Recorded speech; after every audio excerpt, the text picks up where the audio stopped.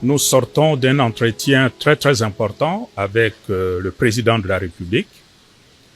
Cet entretien fait suite aux initiatives que lui-même avait déjà prises en allant à la rencontre du chef de l'État du Burundi et puis du Congo-Brazzaville.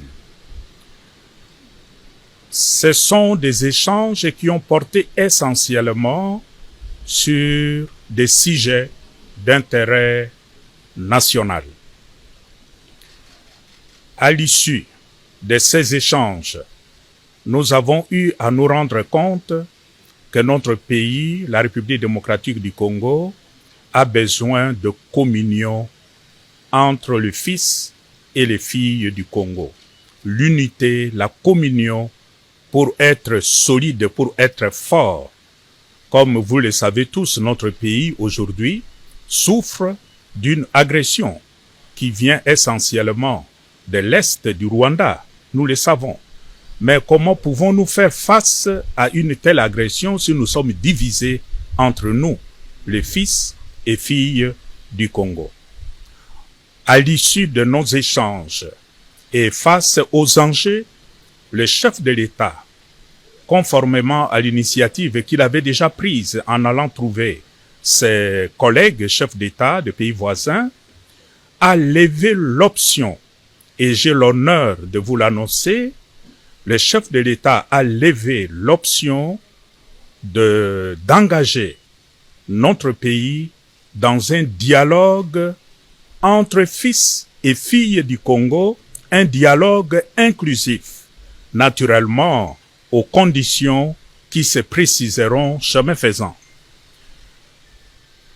C'est l'occasion pour moi aujourd'hui, au nom de tous mes collègues qui sont ici, les chefs religieux, d'exprimer ma gratitude au président de la République qui, en tant que père d'une nation, d'une famille, s'est surpassé, s'est dépassé, je dirais, pour prendre cette initiative et inviter tous les fils et filles du Congo à s'asseoir et à se dire ce qui ne va pas.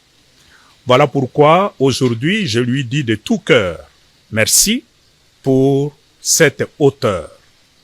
Merci aussi pour les autres chefs d'État qui nous ont aidés, notamment le président du Burundi et le président du Congo-Brazzaville.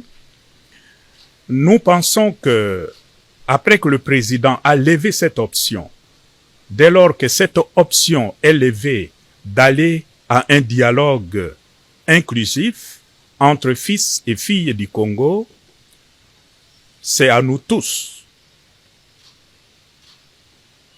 ceux qui sont au pouvoir, tout comme ceux qui sont dans l'opposition, de s'inscrire dans cette dynamique pour que cette initiative puisse aller de l'avant, porter de fruits, pour que tous les fils et filles du Congo puissent vivre enfin en paix,